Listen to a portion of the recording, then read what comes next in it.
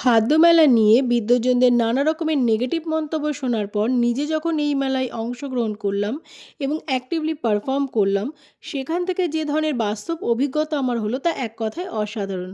পড়াশোনার পাশাপাশি এই ধরনের এক্সট্রা কারিকুলাম যে কতটা দরকার সেটা এই মেলায় অংশগ্রহণ না করলে বোঝার উপায় নেই।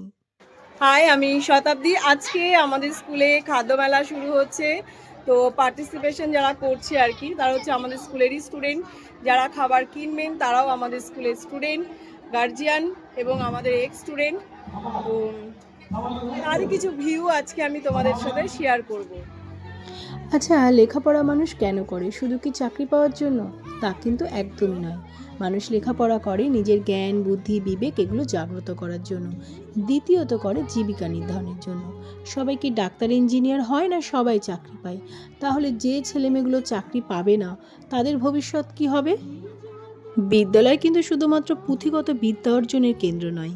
বিদ্যালয় হলো সমাজ গড়ার কারিগর। তাই পড়াশোনার পাশাপাশি ছাত্রছাত্রীরা এখান থেকে অনেক কিছু শেখে, যা তাদের জীবনে চলার পথে একটি শক্ত ভিত তৈরি করে। আর এই ধরনের আইডিয়াগুলো যাদের মস্তিষ্ক প্রসূত, তাদেরকে আমি অবশ্যই ধন্যবাদ এবং সাধুবাদ জানাই।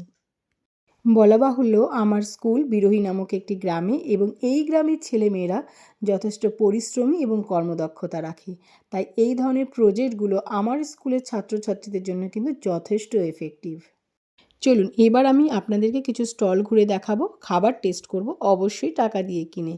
আর ওদের মুখ থেকে জেনে নেব যে ওদের কেমন লাগলো। এটা ছিল আমার ফার্স্ট স্টল ভিজিট। এখানে খাবার ছিল চিকেনের কিমা দিয়ে ঘুগনি, অসাধারণ ছিল খেতে।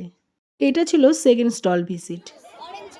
ওরা কিন্তু অনেক খাবার নিয়ে এসছে। এখানে একটা জুস রয়েছে, ওখানে লস্যি। এটা লস্যি তো? আচ্ছা, ওটা পায়েস। এখানে ওরা স্যালাড নিয়ে এসছে। মোটামুটি ওরা যতটা সম্ভব পারে। এখানে হচ্ছে পাকোড়া নিয়ে এসছে।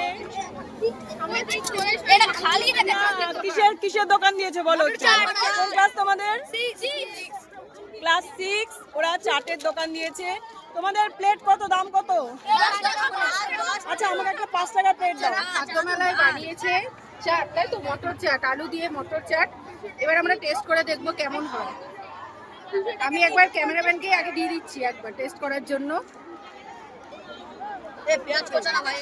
লেবু আর একটু পড়বে, লেবু আর লবণ পড়বে। আচ্ছা,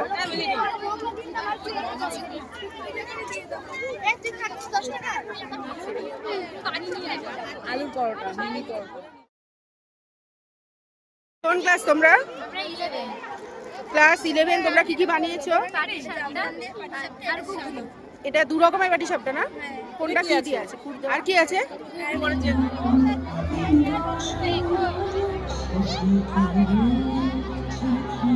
কোন ক্লাস? 7। ওরা বানিয়েছিল স্যান্ডউইচ আর মোমো।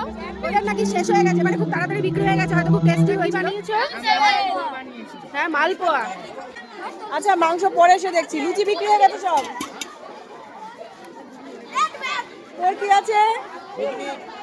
বিক্রি হচ্ছে? কেমন লাগলো? কেনা বেচার এই বিষয়গুলো খুব দক্ষতার সাথে ওরা করেছে, যে গল্প শুনলে আপনি নিজেও অভিভূত হয়ে যাবেন। প্রোগ্রাম আরেকটু জমজমাট করার জন্য ছিল স্টেজ প্রোগ্রামের ব্যবস্থা, যেটা স্টুডেন্টরা একদিনের নোটিসে কমপ্লিট করেছে। তোরা কিসের দোকান দিয়েছিলি? আমরা বিভিন্ন ধরনের পিঠাপুলির দোকান দিয়েছি। ইনভেস্টমেন্ট ক টাকা ছিল? 300 মতো ইনভেস্টমেন্ট। আর আজকে বিক্রি ক টাকার হয়েছে? 775। আর এই অনুষ্ঠানে অংশগ্রহণ করে ভালো লেগেছে? হ্যাঁ, তা এরকম অনুষ্ঠান হোক চাস কি? ক টাকার ইনভেস্টমেন্ট ছিল? 500 টাকার ইনভেস্টমেন্ট। ইনকাম কত হয়েছে? 960। পার্টিসিপেট করে ভালো লেগেছে? চাও কি যেরকম স্কুলে আরো এরকম এই ধরনের অনুষ্ঠান হোক? অবশ্যই চাই। পড়াশোনার পাশাপাশি এই ধরনের অনুষ্ঠান হলে ভালো হয়। আরো ভালো। কেমন লেগেছে? খুবই ভালো লেগেছে। লস হয়নি তো? না, আনন্দ পেয়েছো করে? খুবই আনন্দ পেয়েছি।